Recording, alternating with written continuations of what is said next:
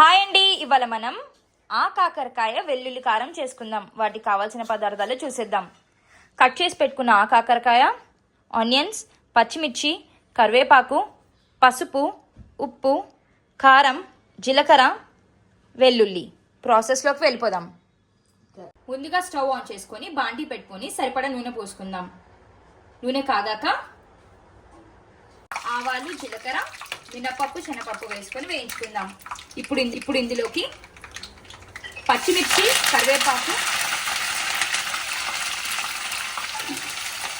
అలానే ఆనియన్స్ కూడా వేసేసుకుందాం. తగినంత ఉప్పు, కాస్త పసుపు కూడా వేసేసుకుందాం. ఇప్పుడు ఈ ముక్కల్ని కూడా ఇందులోకి వేసేసుకుందాం. ఇలా ఒకసారి బాగా కలిపేసుకుందాం. ముక్కలు ఎర్రగా అయ్యేదాకా మూత పెట్టుకొని ఫ్రై చేసుకుందాం. కాకరకాయ వేగేలోపు మనం ముందుగా జీలకర్ర వేసుకుందాం. దీన్ని కొద్దిగా దంచేసుకొని ఇప్పుడు కారం అలాగే వెల్లుల్లి కూడా వేసుకొని దంచేసుకుందాం.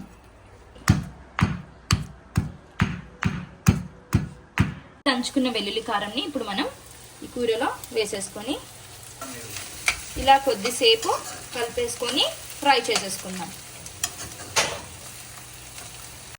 ఇలా బాగా ఫ్రై అయింది కదండి, మంచి కలర్ వచ్చింది కదా. ఇప్పుడు దీన్ని ఒక సర్వింగ్ బౌల్లోకి తీసుకొని సర్వ్ చేసేసుకుందాం. ఇలా కొత్తిమీరతో గార్నిష్ చేసుకొని తింటే సూపర్గా ఉంటుంది. ఖచ్చితంగా మీరు ట్రై చేసి చూడండి. Like, share and subscribe to Vara vlogs.